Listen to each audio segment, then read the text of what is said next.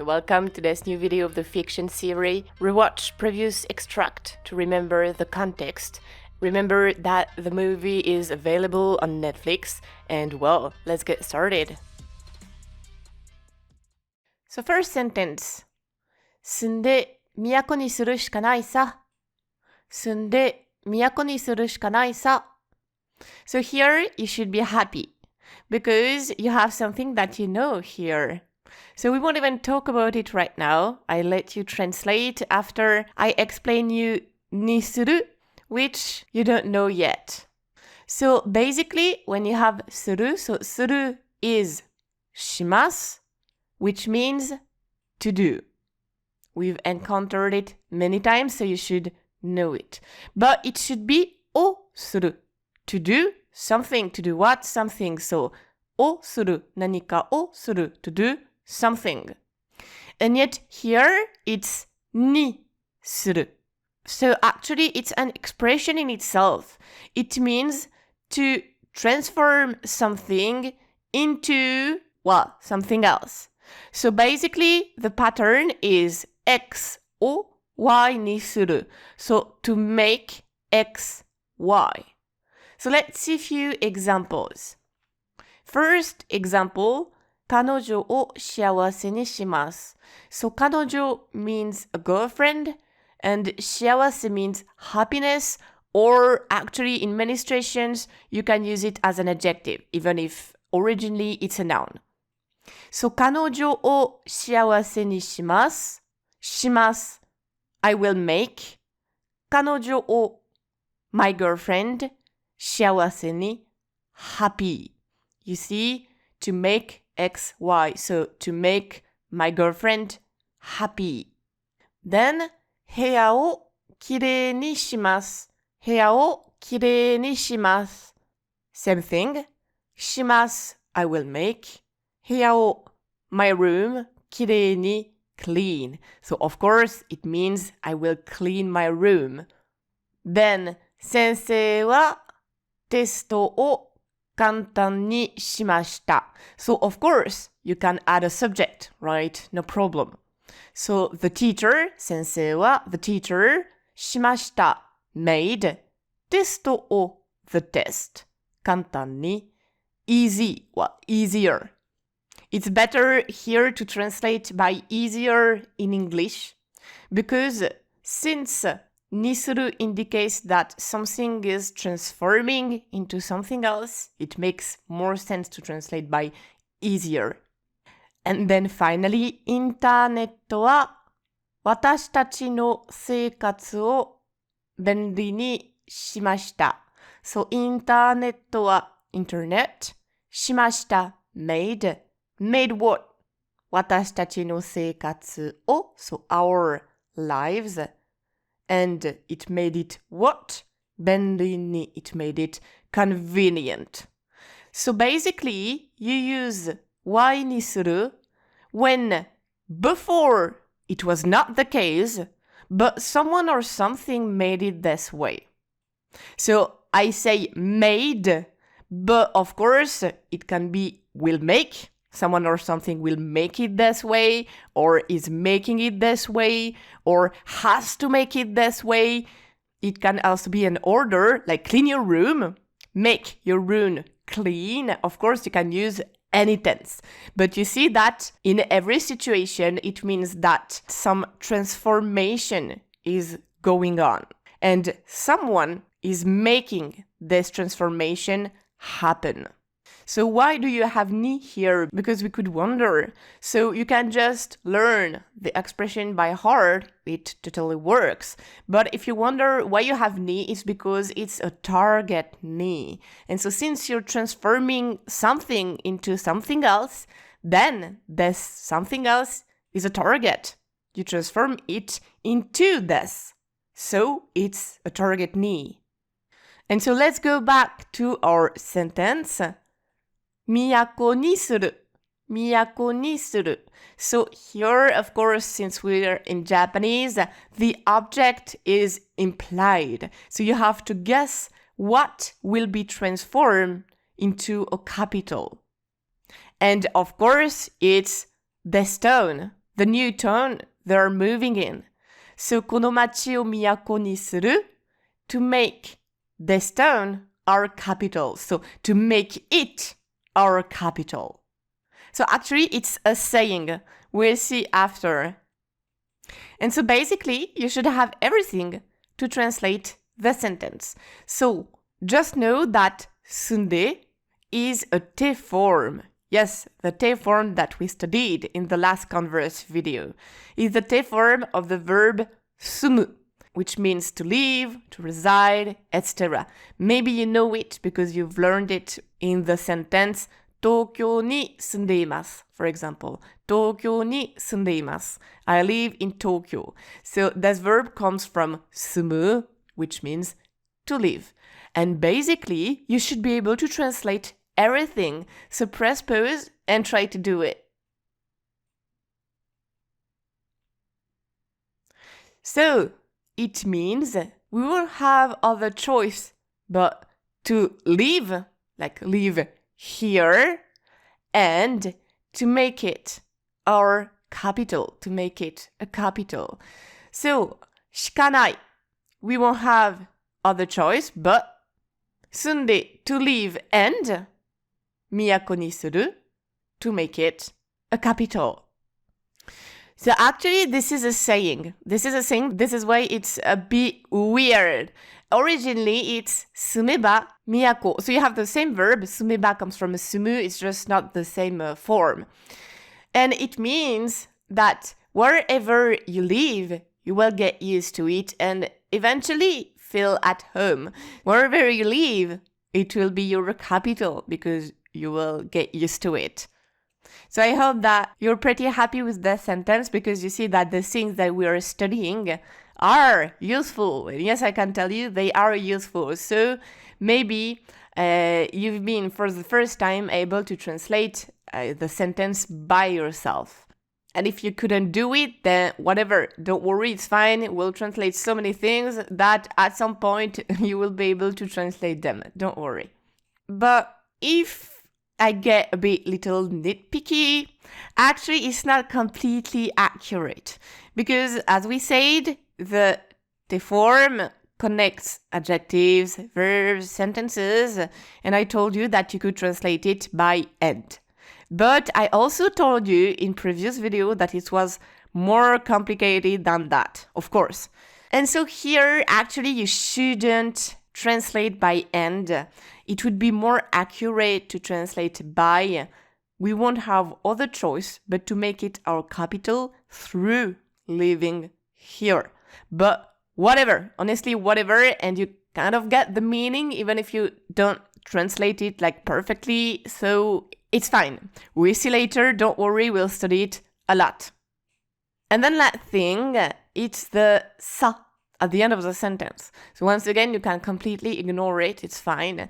This sa is another kind of a particle, sentence-ending particle, and this one means that you're giving your opinion or you are giving an answer with some offhand tone.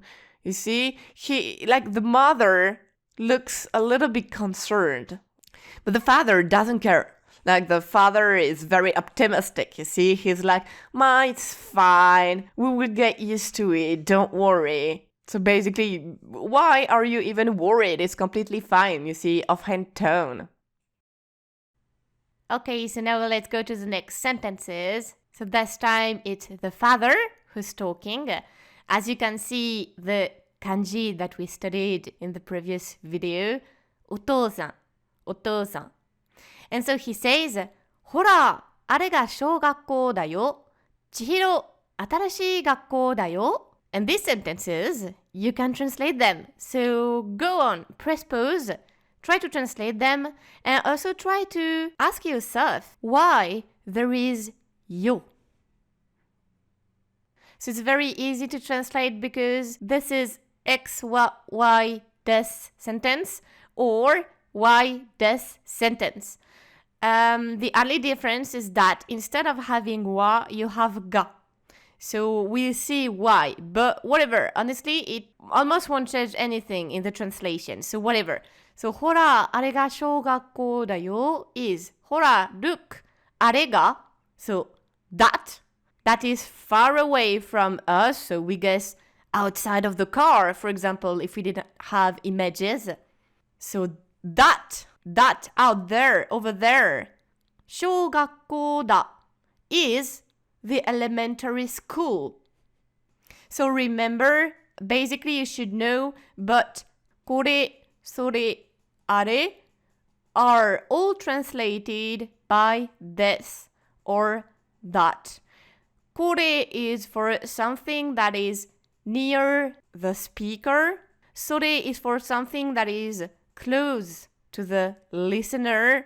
And あれ is for something that is, well, far away. So obviously, the elementary school is not going to be in the car, so it will be あれ and not これ or それ. Then second sentence, 千尋、新しい学校だよ. So 新しい学校だ. This time you have no theme. It's just a why des structure. And so you can translate with it's. It's 新しい学校, your new school. So as I told you in the last video, you have da here because it's the father. It's like a bit little assertive, like very powerful statement. Let's say it like this. Usually you don't use da so much in Japanese because most of the time it will sound kind of rough and feels like you're talking like some anime characters. So basically we don't use it so much. But here he's making a powerful statement and he's a father, so he can use da. But you could have said, for example, あれが小学校よ. It would work. And probably that's what the mother would have said. And so why do you have yo? It's because, well, he wants to teach Chihiro. Chihiro doesn't know. By the way, she doesn't care. She's kind of sulking. So she's not going to notice. And his father wants to tell her, and he also wants to grab her attention. You sometimes can just be used to grab the listener attention. Like, hey, look, listen to me. Something like this, you see? So here he uses to you because he's a little bit pushy. You see, he's so optimistic and he really wants to kind of wake up Chihiro, you see? Like, stop sulking and here, look, so cool. It's elementary school. Oh, it's your new school, Chihiro, you see? So until here, normally it should be fine. We should be like, okay, I got it. It's fine. But now, we still have a problem. Why do we have あれが小学校だ and not あれは小学校だ? So, once again, it's some context grammar, some grammar based on context. And so, it's very difficult and you don't really need it as a beginner.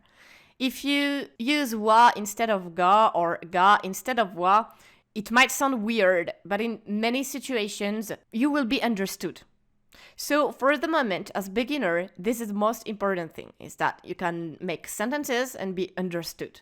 So it's fine if you don't really get it, okay? But we'll just see it so that people who are interested in and so that we kind of prepare the ground for later.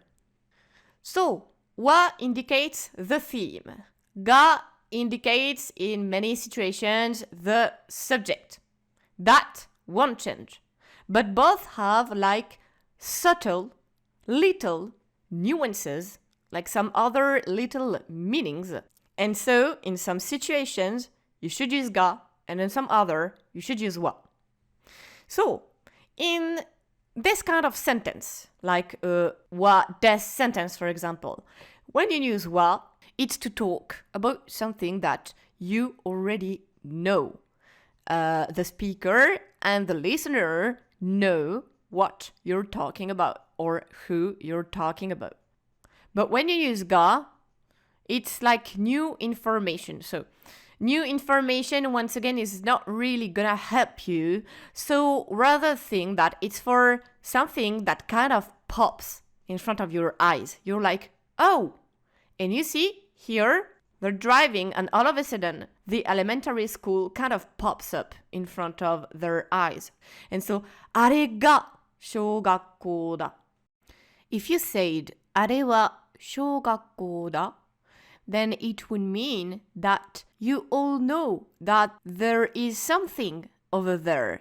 あれ, so that, like that thing over there, is not surprising anyone, you see? We all noticed that there was something over there and we just want to talk about it. It's like that building that you see over there is a school. So you both know what you're talking about. You already know before the sentence is even pronounced. You both noticed about it. And it's been kind of a while. Well, a while can be few seconds, but it doesn't pop. It's here and we're going to talk about it. We're going to add some information about it and we're interested in this information. We noticed that there was a building over there and now we want to know what it is. So that over there is a school. So you don't have here this kind of it pops in front of your eyes feeling. You're just discussing about the thing that you have in front of your eyes. And that's it.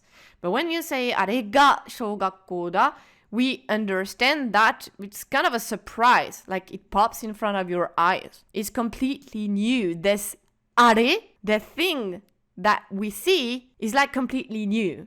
And this is what matters. It's not even the fact that it's a school that matters, it's that it popped up. This thing popped up. So I know it's a bit difficult. It will take time until you understand what it means.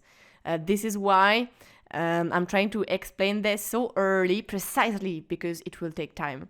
So we'll try to do an exercise. 2 different sentences. 空は青い。空が青い.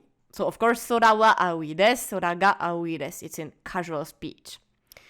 And so try to understand the difference between them. So once again, when you have grammar based on context problem, you have to imagine the context. But like it's obvious, right? So try to imagine a context where you would say 空は青い and a context where you would say 空が青い.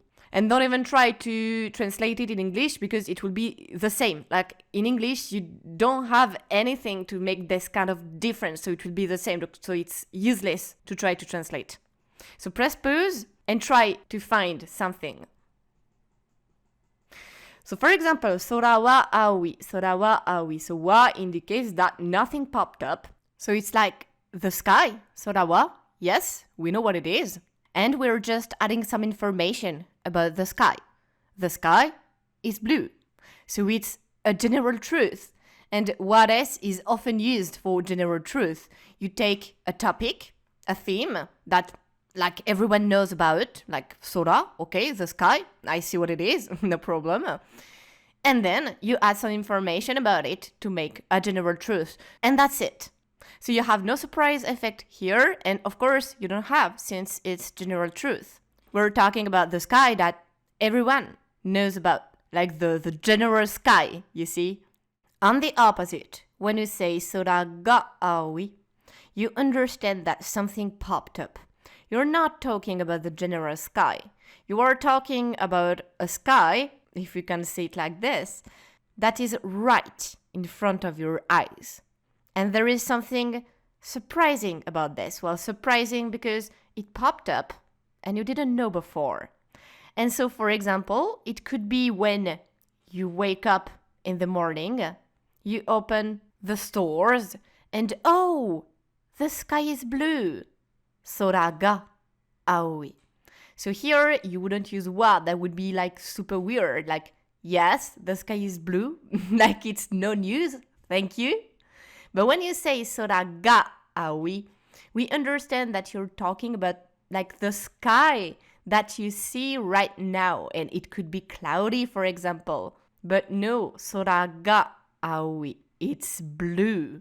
So don't worry, we will study it more. We will have plenty of examples. It's just to give you kind of a foretaste, you see? And so one last thing, the first sentence, the second sentence shouldn't be translated the same way.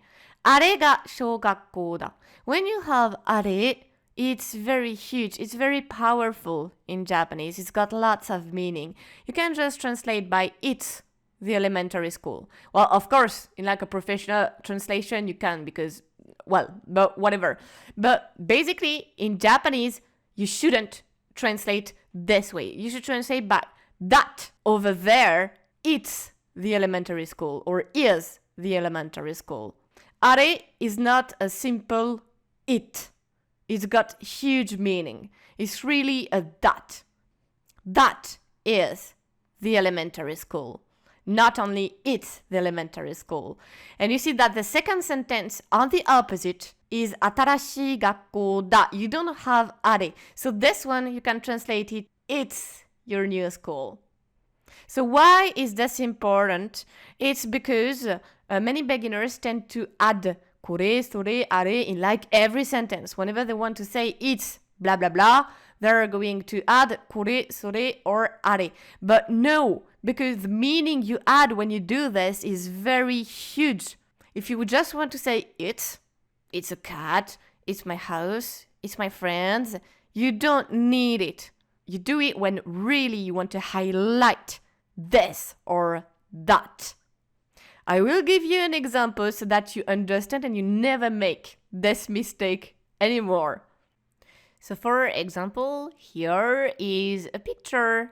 And guess where did I find my これはかわいい猫ですね on the internet? Well, right under this picture. So これはかわいい猫ですね means this. This is a cute cat. Like, this cat for sure is cute. So obviously, I would find this sentence in this kind of situations. And I hope that this way you will remember that you should not say これはかわいい猫です. It's just かわいい猫です and that's it. Unless you want to say like this cat for sure is cute. Like the other cats in the world were not cute. You see, it almost gives this impression. これはかわいい猫です. This is a cute cat. So I'm joking, of course, I'm fooling around, but I also found これはかわいい猫です under a picture of a very, very cute cat. And so the one who writes これはかわいい猫です wants to say that this for sure is a cute cat. So he really wants to emphasize the fact that this cat on the picture is really, really cute. Like this is the only cute cat in the world. It almost feels like this. So never use これは or of course それは and あれは when you don't want to have this highlight effect. And it's the same if you say これが or それが or あれが. It's just that the highlight effect is not the same as when you say これは, but you have some kind of special effect on the sentence that you don't want in most situations. So when you want to say it's something, just say blah blah des. And that's it. You just want a description. And in Japanese, when you just want a description, you just have des. You don't need a theme, you don't need a subject, you don't need anything. So of course, in our movie, he's going to say are, because until there, they didn't even know the school was going to be there, you see? So here it makes sense to use are. That is the school. But in most situations, it's not going to be useful. And so finally, the kanji that we're going to study today. So it's the kanji from 小学校, the 小. The Chinese pronunciation is, well, 小, then, and the Japanese pronunciation is 小さい, and it means little or small. So the etymology is not so funny. So it comes from 3 little strokes, and so it means little, and that's it. So I know it's not very funny, but you can also imagine like a little skinny person, maybe. But anyway, yeah, it's not the funniest kanji. So as for the Japanese pronunciation, 小さい to say little or small, and it's an I adjective since it ends with I, 小さい. But actually, you can also use it as a na adjective. It's possible. For this one, it can be both. So you can say chisai kuni or chisana kuni. Both are okay. So usually you should not be able to do this, but with chisai, you can do it. It's both an i adjective or a na adjective. And then for the Chinese pronunciation, so you have shōgakko. So gakko is school, and shō, little, so little school, the little school, so the elementary school. It's not high school, you see, it's the little one, so shōgakko, elementary school. So thanks for watching. Subscribe to the channel if you want to know when the next video is up. Don't forget that you have exercises at the end of the video and the answers are at the very end. And well, good luck!